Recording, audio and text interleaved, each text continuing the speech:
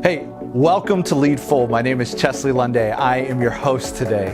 Here's the deal. We know that life, no matter how successful you are, can sometimes be an exercise in futility. And we want to help you defeat futility in your lives.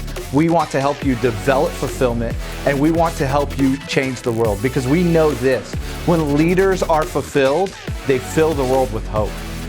Now, let's get ready to Lead Full.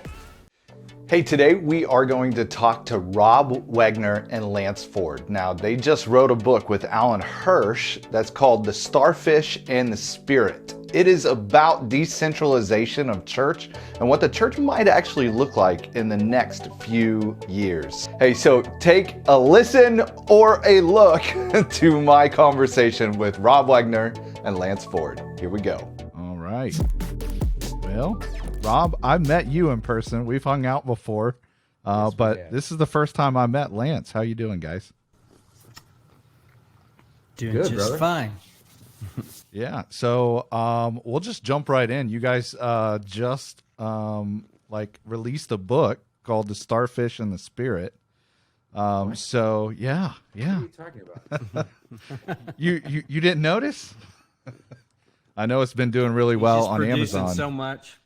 Yeah, that it happens. It happens. So, yeah, I would love to jump in. I'll tell you, to prep for the show, I was probably in my early 20s, if that, when Starfish and the Spirit came out. So I had never read it, which is crazy because I read business books like they're going out of style. So for like the last 2 days, I've been like jumping into that book. So I have like more context into the conversation because I read your guys's and I'm like, man, this is a fascinating conversation. Probably a conversation that not everybody has had before when it comes to church and building a new sort of organization. So I would love to first off, open it up to you guys to tell your story and the background context of why you guys decided to write this book. I'll kind of kick that conversation off. Like you just mentioned, The Starfish and the Spirit. Ori Braffman and Rod Beckstrom came out with that book, and it's been about 16 years ago. And it wasn't long after the book came out. I met Ori at a conference Neil Cole was putting on in Long Beach. And so Ori and I hung out. We became friends.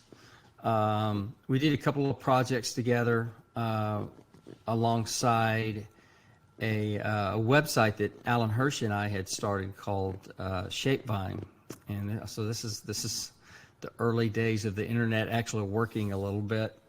With video and different things, and it was still very, very clunky. But anyway, we did a few projects with Ori, ended up even having Ori speak at a couple of conferences for us. So I've had a long relationship with Ori, and I know over the years, and Rob would bear witness to this, just myriads of pastors that we've talked to, or you'd walk into their office and look at their books, and The Starfish and the Spirit was on their bookshelf. And so this book was about decentralized leadership, and the metaphor of the starfish and the spider was and is that you've got two entities, two organisms that look very much alike from a distance. So you've got a body, you've got legs or arms protruding out, and the metaphor represents centralized leadership and decentralized leadership. So a spider, if you cut its head off, it dies. If you cut a starfish in two, it multiplies because it's a neural network. And so the intelligence of the starfish is in the body. It is a complete neural network. And so the metaphor is that with centralized leadership, if the leader, which is usually a guy, so if the leader dies or gets fired or falls through, sin or whatever, the organization quite often is never the same, and sometimes it just completely goes away. But with the starfish, if you have decentralized the leadership or you decentralize the activity or both, it actually just multiplies. You really can't kill the thing. And so our belief is that that's the way that Jesus designed his church, and he designed the leadership within the church. And so the intelligence is within the body. But it's an understatement to say, by and large, our leadership ways and means have been spidery rather than starfishy. Yet Jesus created a starfishy network, and that's why it grew. That's why it grew, really quick. And the thing is that the starfish doesn't grow as quick early on, but then it goes nuts. It goes exponential. And so that book had really impacted myself, and then Alan Hirsch, and a lot of Alan and Mike Frost's work, in Alan's book, The Forgotten Ways, where he talks about the 6M DNA, the DNA of missional movements, had obviously impacted Rob and I both. But I had been thinking about this for years and years and years, and thinking, man, there ought to be a starfish type of a leadership and churchy book. And so started working with Ori on it about 5 years ago, actually. And so we were going to write it together. And so after a while, Ori just really felt like it just wasn't enough in his wheelhouse. But before that, I really felt impressed. We had actually started working on sketching the book out, and I felt like Rob was supposed to be part of it. And so I didn't even get the invite out of my mouth, and Rob said, yep, yes, just to meet Ori, I'll do it. And so actually Rob and Ori and I really started working on the book, and then after a while, Ori just felt like it just wasn't for him. But Ori really became a coach for us through it. In fact, Ori even came up, we were going to name the book The Starfish in the Church, which is the name of our podcast, by the way. Shameless plug. There you go. But he said, if you name it The Starfish and The Spirit, it really opens up, which is our intentions for any faith-based organization, a faith-based business, whatever. These principles are universal. And so he ended up really coaching us through it. And then as we started working through it, when Ori really felt like he said, hey, man, I'll do the forward. I'll back you up. You can use the title. You can use starfish stuff. I'll help you any way I can. In fact, he even helps us on some of the podcasts, and will continue to do so. But then Rob, lo and behold, he gets a call from his mom, who is not a charismatic prophet, but she calls him up one morning and says, hey, I had a dream. You guys are supposed to invite Alan Hirsch to be a part of this book. And so we're like, okay. So we leaned on Uncle Al, and we felt like his role, and he was totally down for it, was to really kind of be a commentator throughout the book, because we really mutated a lot of the Forgotten Ways type of stuff in it, and we brought it together because those two books had come out around the same time, and they have heavily impacted the church and leaders. So that's the little nickel tour of how the book came about. And then we went through about 4 years of trying to write it, which usually it takes like a year or two to write a book. Right. We had all kinds of delays, just crazy stuff. And then there was this little bump in the road called COVID. Yeah. But I tell you, we've said it dozens and dozens of times to each other and to others, that the Lord's timing on the book could not have been better. It needed to come out now and not then, not a year ago. And we're seeing the reception that way as leaders are looking for answers and ways to be the church differently and do leadership differently. And, over even the last 2 or 3 years, we've just seen even more leaders go down, big name leaders. I mean, when you have names like Bill Hybels and Rabbi Zacharias and all these, and it's really all, and we pointed back to a lot of that could have been avoided if we'd lead the way Jesus said to lead. Absolutely. Rob, so tell me, obviously we got Lance's side, and then you have this whole journey of you joining up with the book. Tell us what that process looked like for you. Well, I read The Starfish and the Spider, or is it The Spider and the Starfish? Starfish and the The Spider. Starfish and the Spider. He inverts it. I do. That's all right. Always His book is only The Starfish and the Spirit, so I know. Oh, heck.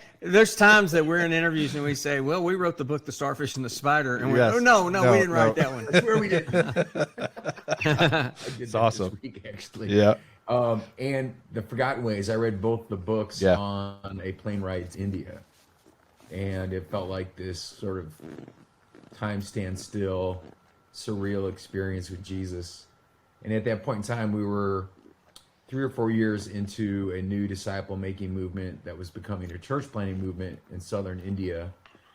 And I was spending, a significant amount of time there and experiencing the church in its most primal form and watching a level of transformation and multiplication that felt like something ripped out of the book of Acts.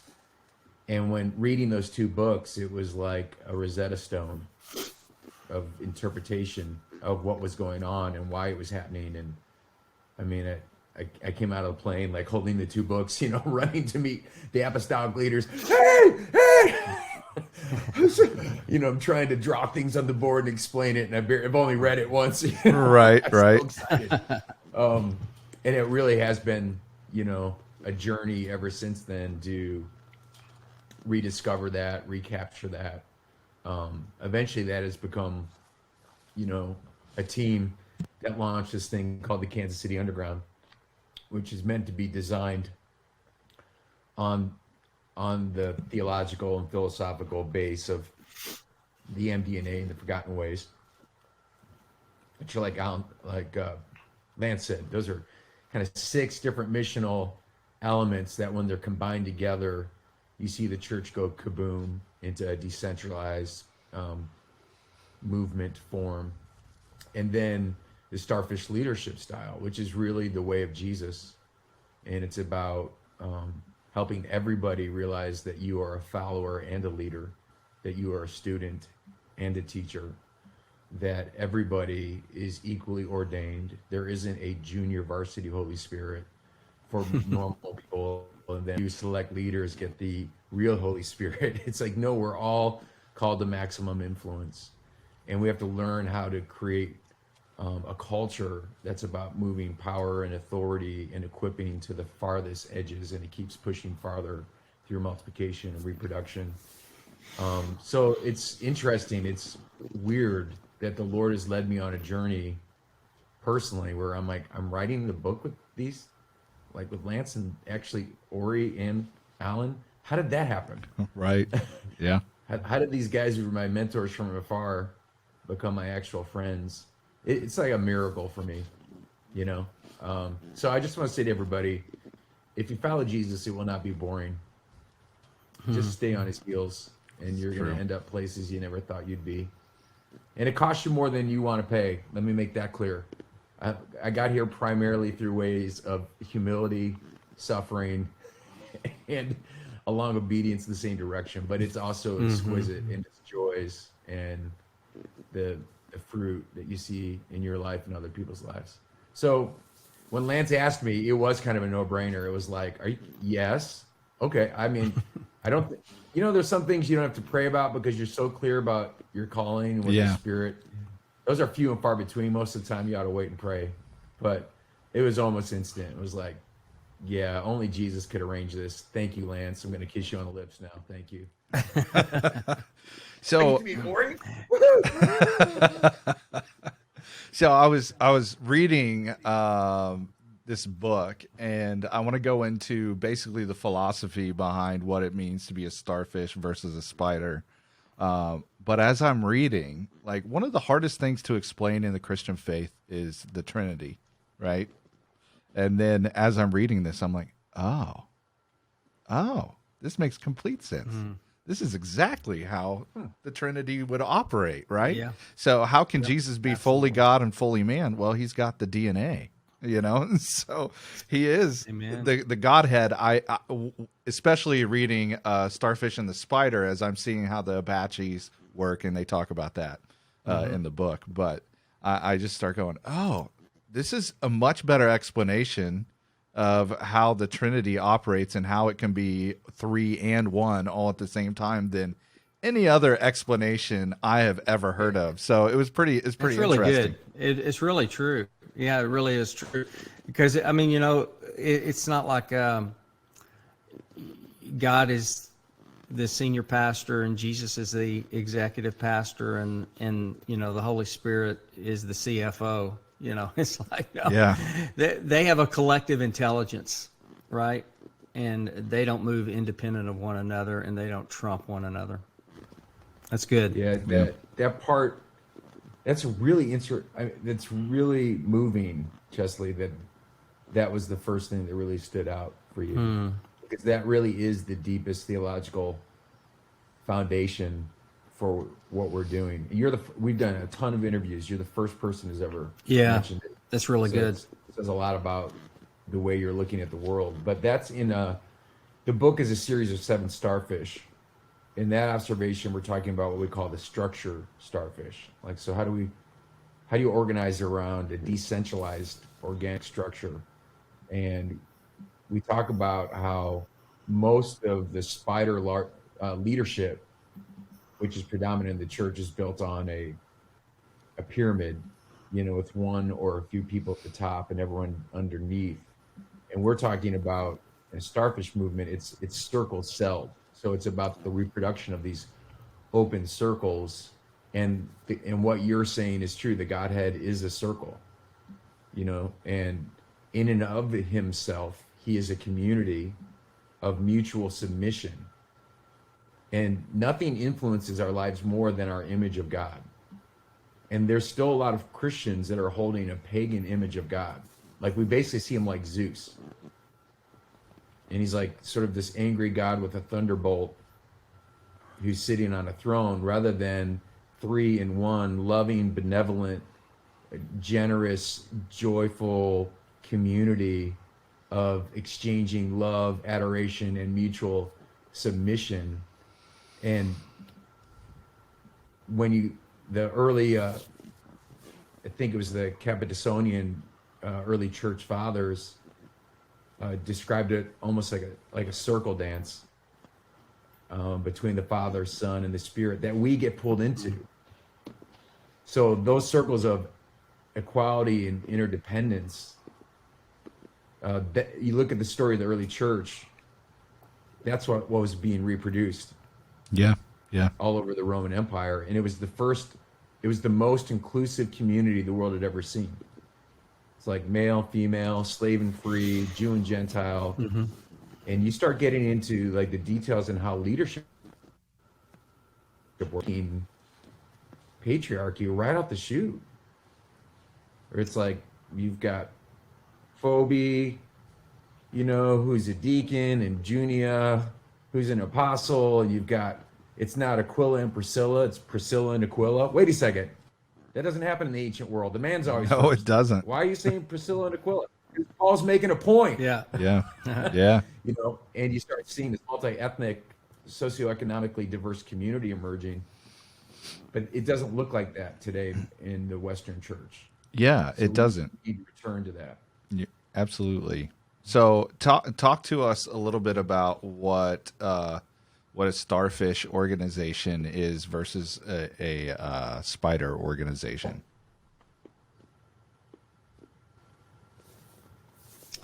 Lance, well,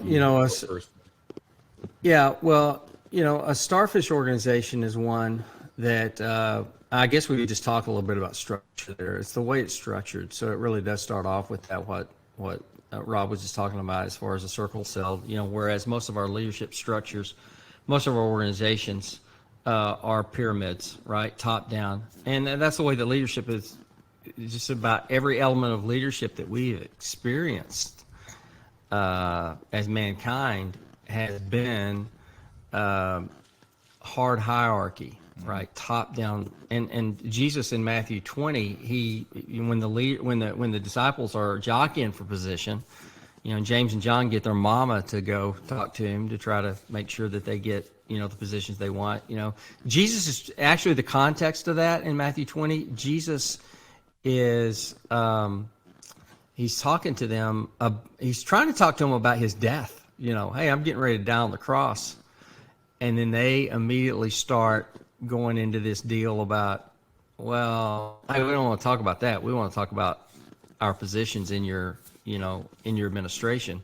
And he has to sit them down and say, whoa, you guys, have you not seen how I've operated the last 3 years? If you're going to be great in my kingdom, you're going to have to be a servant. If you want to be first, you're going to have to be last. And so he, makes this statement there in Matthew 20. He says, the Gentiles, which really represents Babylonian ways, the Gentiles exercise dominion over one another. I mean, they're always dominating one another. It will not be that way among you. And the crazy thing is that that's exactly the way it is among us. Right. For the most part. The church growth industry that started about 50, 60 years ago, it gave way about 25 years ago to what I would say the church leadership industry. So it's like now mostly everything we hear about is leadership.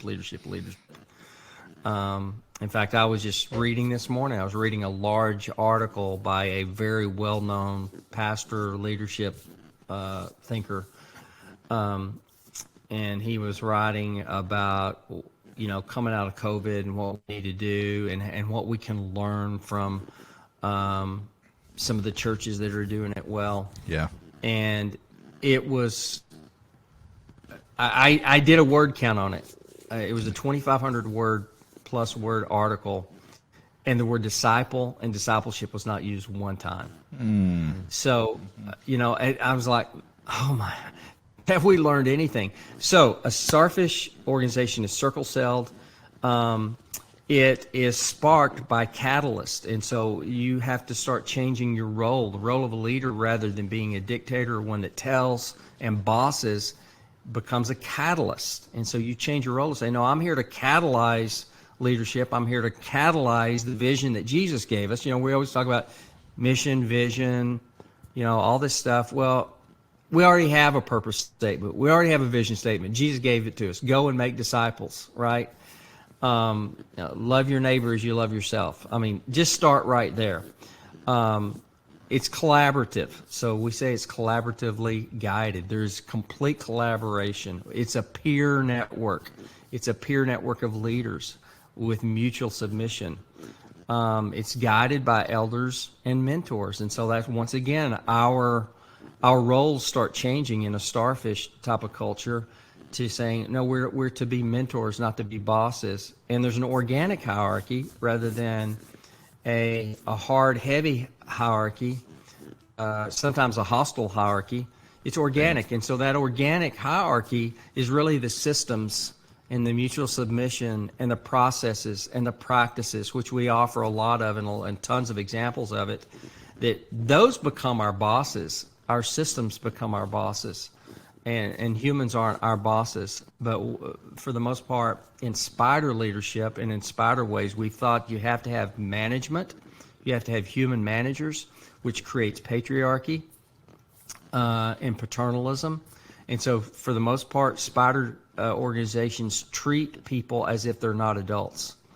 So you've got an office full of people that have managed to get married, raise children, have a mortgage, grill steaks without burning the house down, shave their face or their legs without bleeding out, and they get to the office, and then we treat them as if they're children, right? And as if they don't have competency.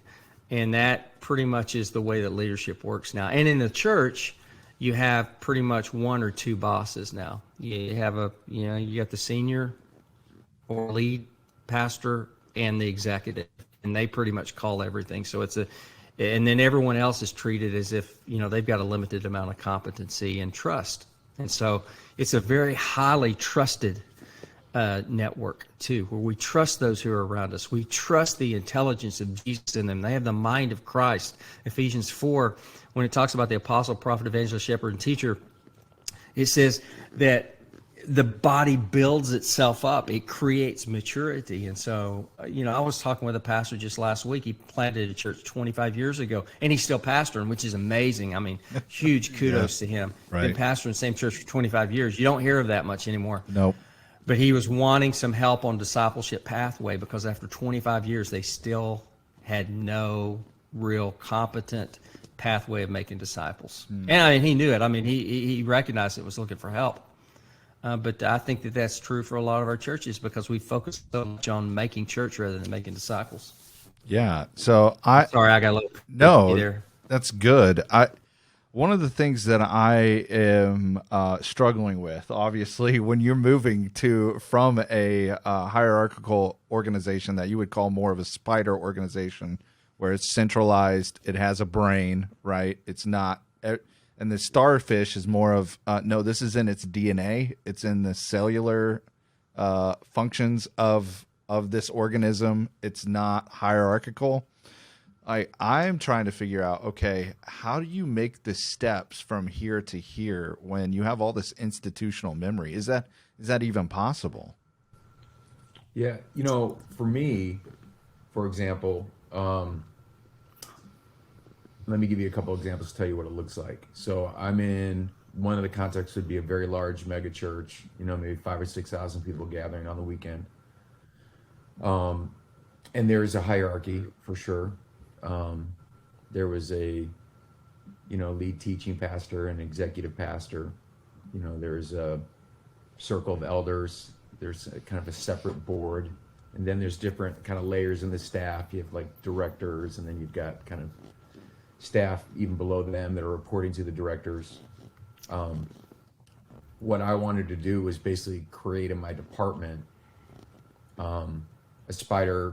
not a spider culture, but at least like moving down the continuum toward Starfish.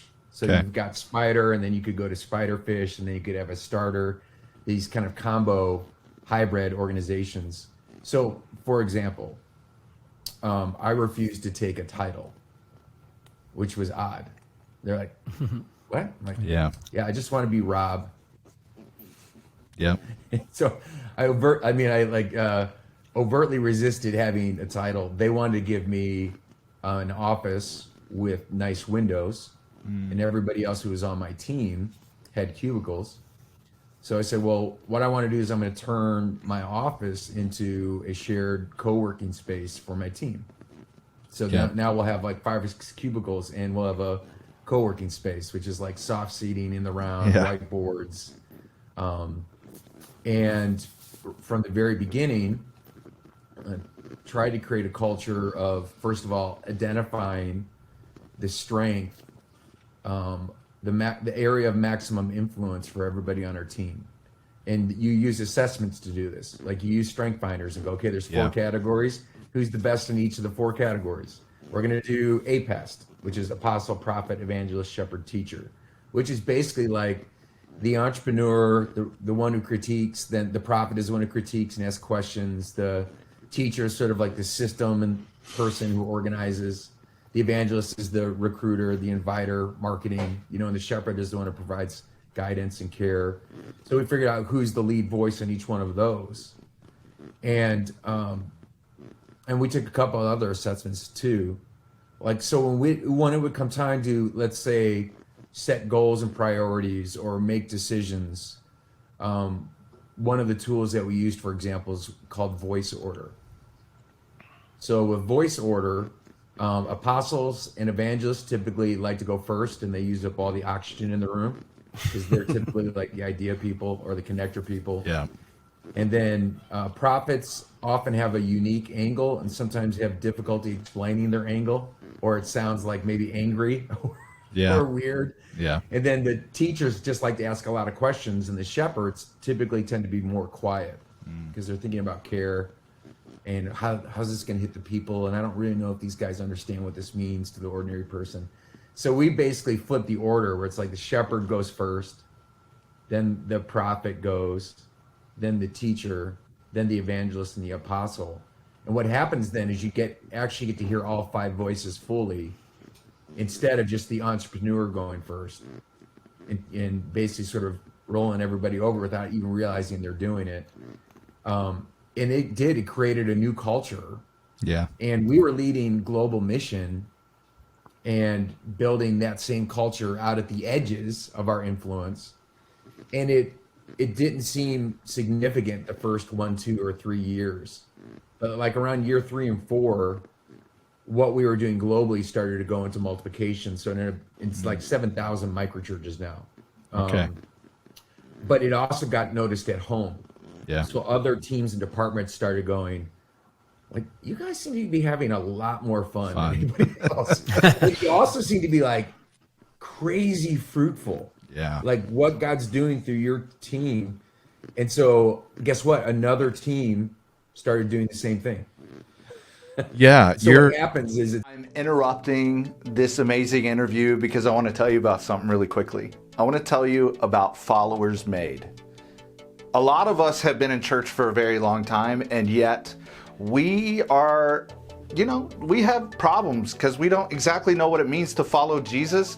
And it's not actually sitting in a pew or sitting in a seat listening to a preacher. It's actually developing the gifts and call that God has on our lives, and also developing intimacy with Jesus. Now, dudes, I know that word intimacy seems a little weird, but give it a chance. We want to help you develop your relationship with Jesus and develop the call of God that is on your life. And so we would love for you to text 480-531-9015 and do this for me. Text hello to 480-531-9015. I'm going to get back to you, and we would love to set up a time to show you what that system Followers Made looks like and how we might help you follow Jesus better in your context. Now back to the interview. starts creating a new culture within the old. So you don't have to like rip everything down and knock everything out. You just start small, start with one team, and you can change culture a bit over time. Yeah, you are. I think one of the things that Rob said there is really important. The deal about titles is it's a simple switch from rank-based titles to role-based titles. Okay. You know what I'm saying? Because so many of our titles delineate, who's in charge and who's the corporal, who's the lieutenant, who's the general, all that. And you just don't find that language in the New Testament. I mean, even in the times that Paul does introduce, like in Romans, when he does mention he's an apostle, he doesn't say I am Apostle Paul. Right. He doesn't say that. He says, I'm Paul, an apostle. That's my role. Yeah. I'm not here to rank. And he always uses servant first, Right. by the way. Yes, he does. Or slave, or Yeah, prisoner. that's the one time. Or, Slave doulos. Doulos, the most abject term that you could use. And when you have structural authority, like I did in that church, and you purposely never use it, and you constantly actually downplay it and even deconstruct it by doing things like, I won't take the title, I won't take the office, I'm going to repurpose these things. It has a really profound impact. People start picking up like, oh, I see this culture's about descending and about serving and washing feet. And that's where Lance mentioned, organic hierarchy. It actually increased my influence. yeah. I could see that. Yeah. That's exactly what Jesus People did. realize, this isn't really about his ego. He really is trying to help me become the best version of me and to get to my maximum influence. Right. And you know what happens if you genuinely do that because you love somebody? They love you a lot back. Yeah, I want to back up for a second because you're talking about voice order, and so I'm guessing you have read The Five Voices. Yeah, that's where we got with from. Giant. Yeah. So I recommend that book all the time. Yes. I'm very much at if you want to from a church spiritual level, apostle prophet area, or what they would probably term pioneer creative. So I'd be a creative pioneer because the first one is the pioneer, and then my secondary is creative. So that's a big deal. I've had to do it with my team because I would go in and go, this is what we're going to do. And then everybody else in the background is like, when Chesley comes in, we just do what he wants to do. And I just started realizing like I'm driving my team up the wall and we're not being as effective. So I stopped talking and having my pastors go first. Yeah. Because what happens is the intelligence of Jesus shows up. Once again, it's the body of Christ. I mean, it's Jesus in everybody. So, he poured out gifts to men. That's the precursor to And he gave apostles, prophets, evangelists, and teachers. And so that principle of I must decrease so that he must increase is, look, hey, on my team, the more I decrease, the more Jesus increases and manifests himself in our midst. Man, I mean, who doesn't want more Jesus? Right. Right. So I want to so my audience is more young leaders, not necessarily church leaders. And so I've been talking and bringing some guests on. I had a friend of mine that worked on the holacracy movement at Zappos when it first came out. I know you guys talk about that in your book a little bit. But this movement towards decentralized leadership, it's not just a church practice. It's something that can work for any organization. I want you to go into what does that look like? How do you unleash people in their gifting through this type of process? Well, I think I've mentioned one step already. I mean, one part is being intentional about assessing everybody's gifts, passions, story, like helping everybody find their sweet spot or what we call their calling zone, and building teams around that kind of collaboration versus starting with all the predetermined slots and a list of duties. Now, I know there's a balancing point in there, because organizations have jobs that need to get done, but trying to align people's calling zone with their role is essential. And there's so many good tools to do that now. Yeah, I'm hearing Bruce Bugby in you. Yeah. I mean, Bruce is a friend of mine. Yeah. Try to leverage the gifts, talents, and passions of their people for maximum return. Yeah. And of course, the church was designed this way. Yep. It was like God's intent from the very beginning. I think a second thing too is, and I want to share this one with Lance, is you create a culture where you have like shared agreements and clear processes and like tools and rhythms that create that culture of collegial, egalitarian, mutual submission, servant-based leadership. And I know we don't have time in the podcast to drill down deep into that today. But it's interesting. There's organizations, and I'm going to hand it off to Lance, like Morningstar, which basically is like the biggest company that's harvesting tomatoes, turning it into a gazillion different products. And it's like $1 billion organization. And if you look at their systems and their processes, they're basically all based in the Bible. I don't even know if they know that. It's crazy. But it's nuts the way, and so it's basically a secular organization that was founded by actually kind of a guy who's a libertarian. And that was the philosophy that drove him. But there are literally no bosses in this whole organization. 0 bosses. And like the 4,500 employees. Wow. That's a lot. They're making the decisions together on the future of the company, all the way down to how things actually work on the floor. And so I'll hand it off to Lance because he's closer. Well, I think that's a good example. Morningstar is a really good example because, I mean, this is, they haven't been going 10 years. They've been going like 45 years. Okay. Maybe a little longer, actually. And like Rob said, if you had pizza or spaghetti or you had ketchup in the last week, you had a Morningstar product. Okay. And that's how big they are. So, not one. So one of their guiding philosophies is that no one can use force against anyone. No one can use force or control on anyone.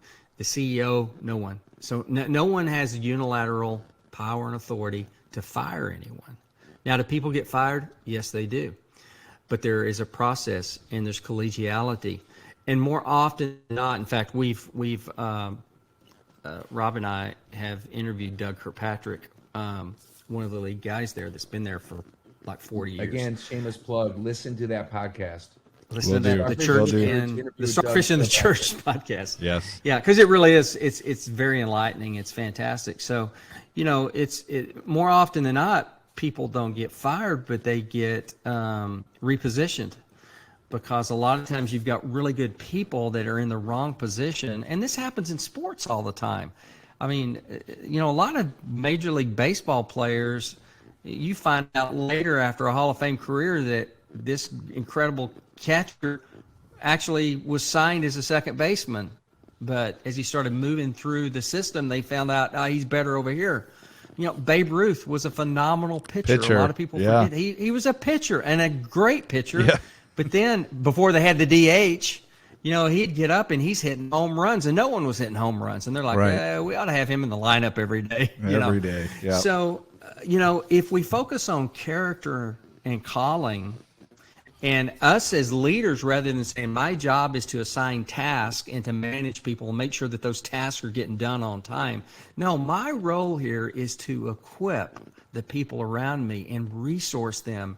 And a big part of that equipping and resource is exactly what Rob said, was helping them discover their gifts and their callings, refine those gifts and callings, and set them free. Yeah. To exercise and use them. And so a big part of the process is that the people that are closest to the issue are the ones that make the decision for the issue. And so often in our systems, it's not that way. And you've got some, top pyramid leader that is making decisions for something that really they're not as smart about it as the people that are right in front of it. Yeah, they're too Doesn't far mean that removed. they can't speak into it. Right. Too far removed, right. Justin, this one I thought was fascinating. There's a very famous study of GM factories versus Toyota factories. And GM actually let Toyota take over one of their factories as an experiment, because they were like, what you guys do over there would never work here. It's like Americans. Like, you want to work in Japan, but won't work in America. And so one of the things, for example, that was drastically different, they created a crowdsource, grassroots, open feedback loop on everything on the factory floor, so that anyone could provide in real-time feedback. And you would actually, they actually had like an employee could stop the line. Any employee could stop the line to make an innovation or a suggestion. And I mean, think about that. It sounds kind of insane. Like, if you're the head of GM, I'm sure it's like, that's total waste of time. Chaos. What's crazy, if you look at the percentage of the suggestions that they implemented, it's like upwards of 90%. Wow. Because guess what? These people are on the line. They know what what works will and work doesn't better. work on the line. Yeah. And if you give them a chance, they don't want their life to be worse. Yeah. So And they want the company to make money, because their future rises and falls with the company. Like, Yeah. and if you get someone who puts in 10 bad suggestions, that doesn't mean you can't walk up to that person and have a conversation about the 10 suggestions and try to understand where that's coming from. right. But it's like in real time Wikipedia is what they created. Yeah. That makes sense. You know, And and for if you for look at the industry, studies, the Toyota factory, I mean, they buried GM. Yeah. Yeah. And when GM adopted their approach, their productivity surged. Yeah.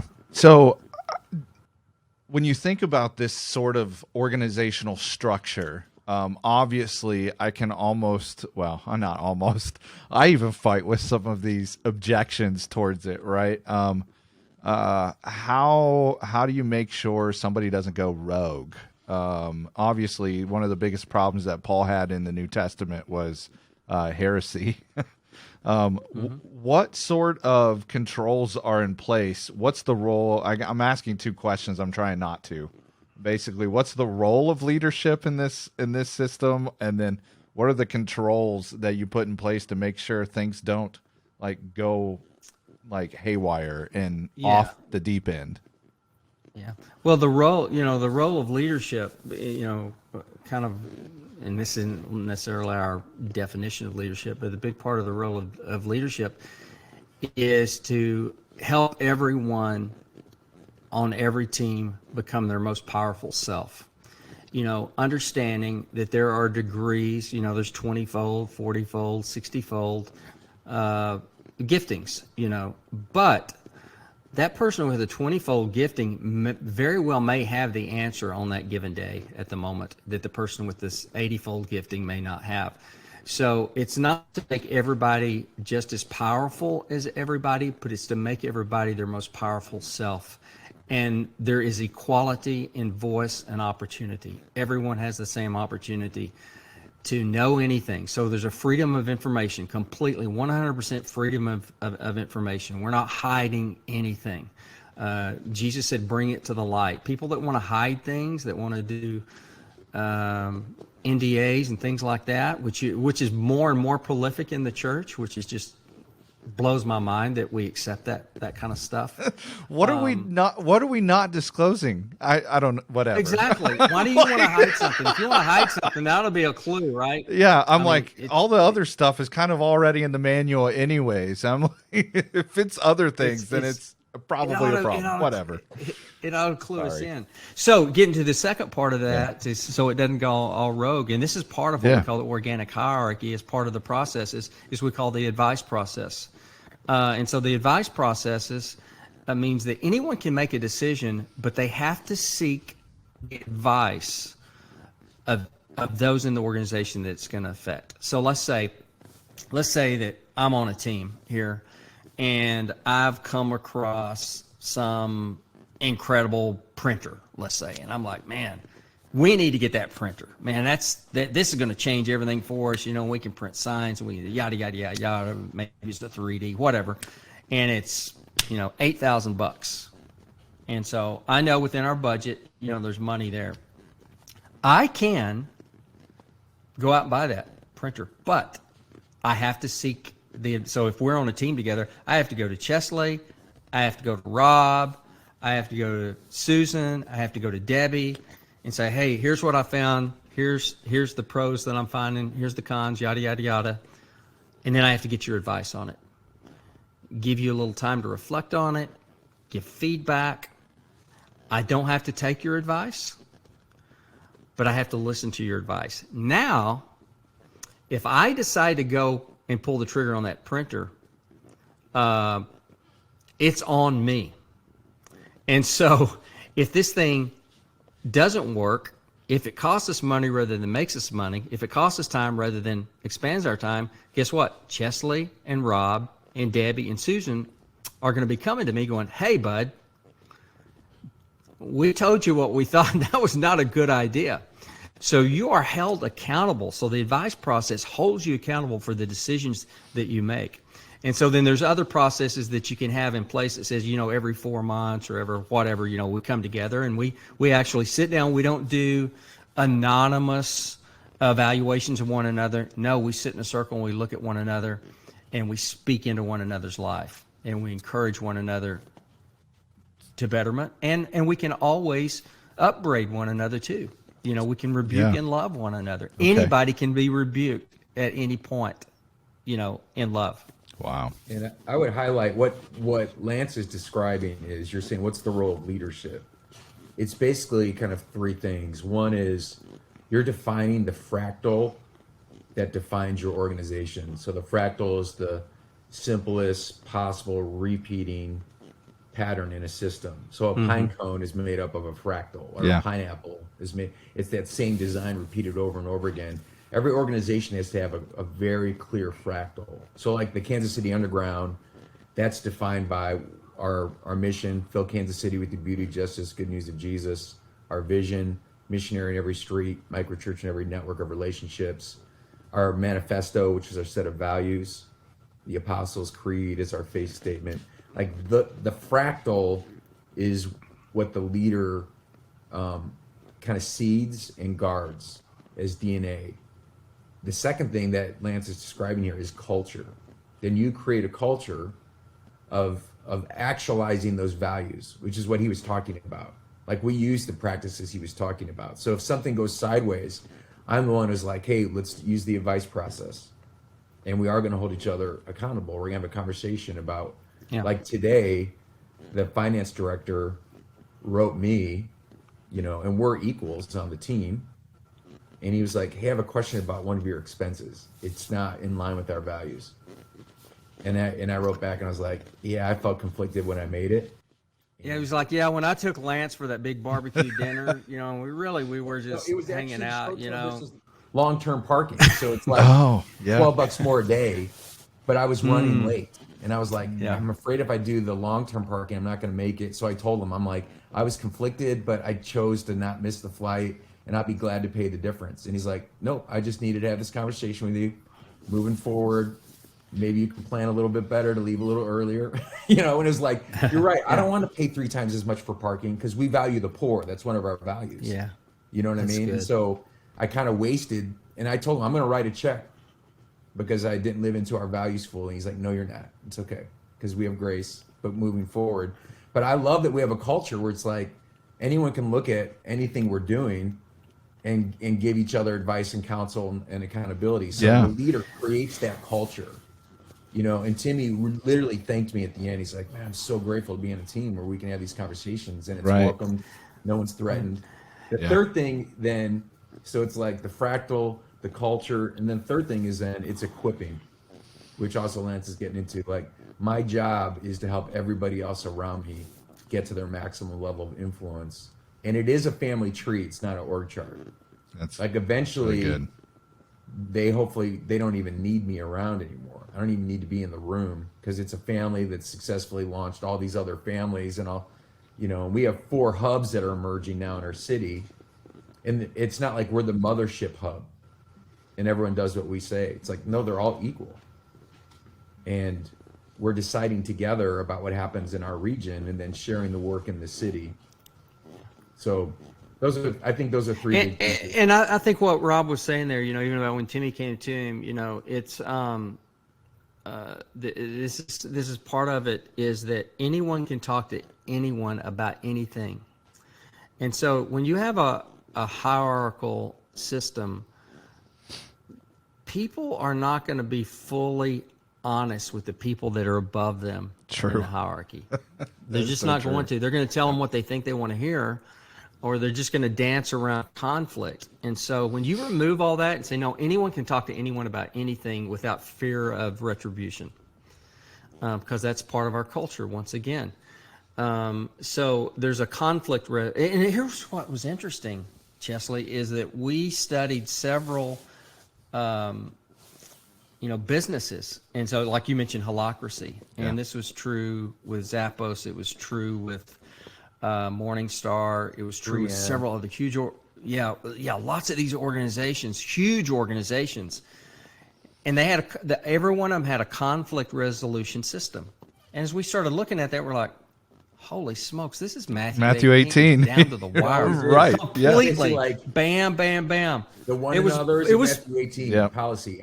Yeah. I mean, that was their rule. It was so like if you came to someone else and, if I went to Rob and said, man, hey, Chesley, he died, and he's really getting on my nerves. And Rob's first thing is going, have you gone to Chesley? Yeah.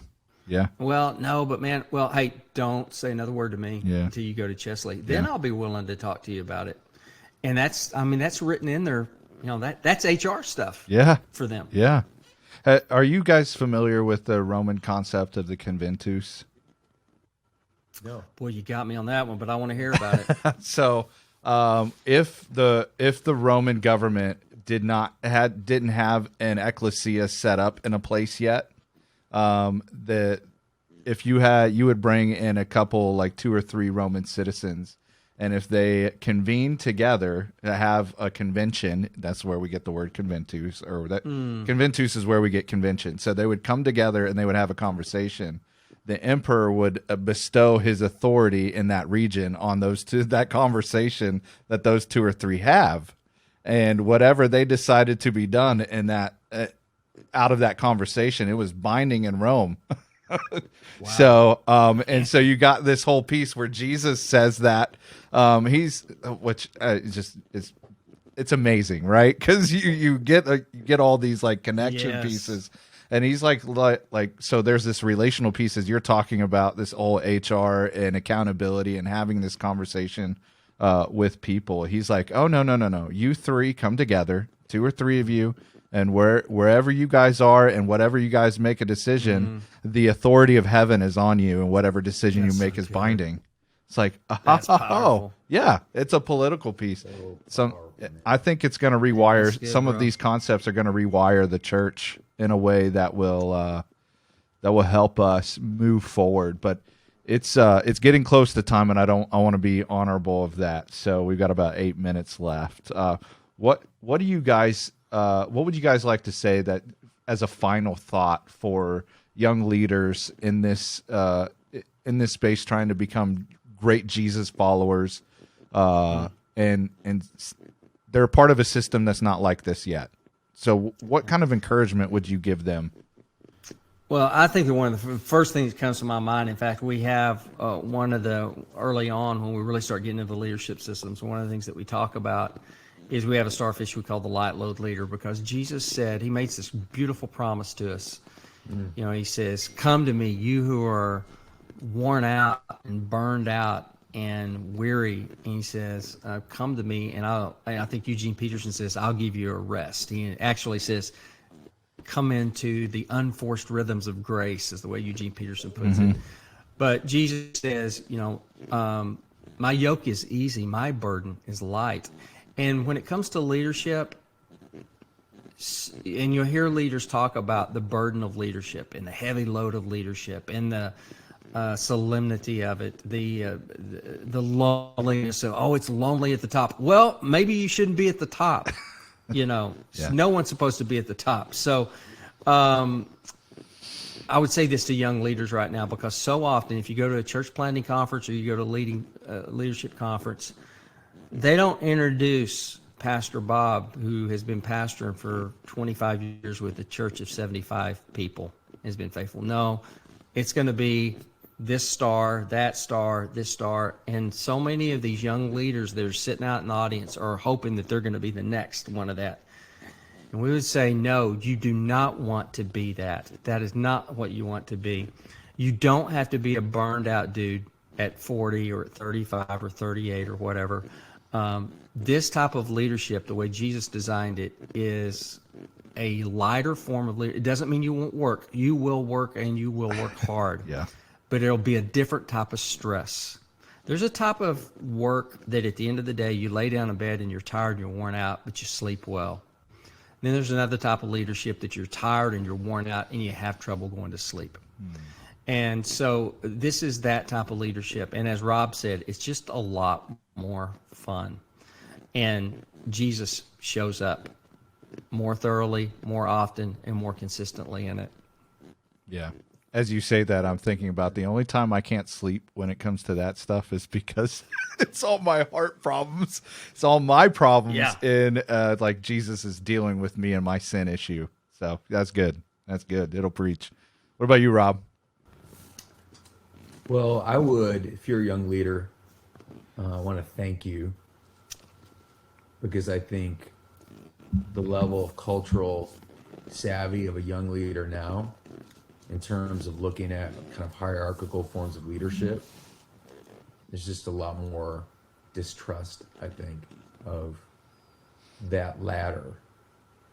And when we, you know, the dark side of that is, you know, becoming cynical to where you don't want to build anything. So any leaders listening to this, a young leader, you're finding a way, I think, to say no to cynicism, but also say yes to an empowering kind of servant-based form of leadership. And that's inspiring. And I've seen, like, I'm pretty involved, for example, with Exponential. And I'm telling you, 20 years ago, every church planter literally wanted to be Andy Stanley. Yeah. Like, they're like, how do I do that? Yeah. The church planters I'm meeting with now, like young church planters in their 20s and 30s, none of them want to do that anymore. They're like thinking about their city and how do we fill the city more with Jesus. And they're not just thinking about like how many thousands of people can I get to come to my church. They're thinking about networks, and they're thinking about a fusion of work in this social space and the economic space and the cultural space and the educational space, and it's a much more holistic vision of like shalom. And it seems to be a stronger desire to truly have peer-based teams. And I'm telling you, that is one of the most encouraging things about the future of the church is when I'm in, and this happens fairly common. I'm in a room with 20 or 30 young church planners, and they don't want to be Andy Stanley anymore. And I'm not trying to trash Andy Stanley, but like that whole thing of like, I'm going to be the mega church guy. Yeah. So I just was like, yes, that's so exciting to me that you're starting at that place. Yeah. And then secondly, as basic as this sounds, hold to Jesus as your leadership model. And just remember the one, like Paul says, everything is under his feet. That was the one who came in the room and washed everybody else's feet. Yeah. And to think about the one who's the creator and sustainer, who truly is the name above every name, above all principalities and powers and authority, to think that you would look down at your feet and he's washing them. Like, I literally wish we could wash the feet of the people that are listening to this right now and just say, let that be your guiding metaphor. Yeah. Follow good. Jesus in the great descent. That's really good. Really good. All right. Where can we find you online? Where would we be able to follow you and learn from you guys? My website is the awesome Rob Wegner #1person.com. Yeah. Leader of leaders of awesome greatness leaders. No. They can. It just came out. You should I hope you shorten got that the to URL for L5 leadership or what. No, I'm just. I'm just like Rob Wegner at Twitter and Okay. Rob Wegner. I got in early into social media, so I have like all the Rob Yeah. Wegner accounts. There you go. Yeah. There you go. I got the Rob the Wegner last at four. Instagram. Yeah. I got them all. Yeah. I got mine. But they can also go to the Starfish and The Spirit.com. Okay. Yep. And then even a lot of our systems as far as coaching and consulting and all that, disciplesmade.com, which we talk a lot about disciples made. Yeah, we had Brian on the And we're podcast a couple weeks ago, so that was a lot of fun. Yeah, so, and we're grateful. I mean, so much of Brian's ingenuity is imported into the book. And Yeah. so, so disciplesmade.com or the Starfish and the Spirit.com. But just go buy the book and buy it in tens. We want to encourage people to buy it in multiples of tens. Seriously, no, if you read it with a few friends, you get way more out of it. Yeah. Absolutely. does. That makes We've sense. got discussion questions built into basically every chapter. So Yeah, and I would encourage how can you think through how can you make your teams and even in your business if you own one, how can you make it look more like this? Because I think Yeah. that's the true test of if somebody that's a disciple. Don't think in ministry terms, but how can you expand the kingdom in your own context? And I think this is an opportunity to do that. And I tell you, Chesley. I mean, so Rob and I are, and I'm older than Rob, and he reminds me of that all the time. But anyway, he's still fairly old too. So, okay. I planted. The first church I planted was in 1995. And so for a lot of older guys, they would say, oh, well, man, I wish I would have known this back then.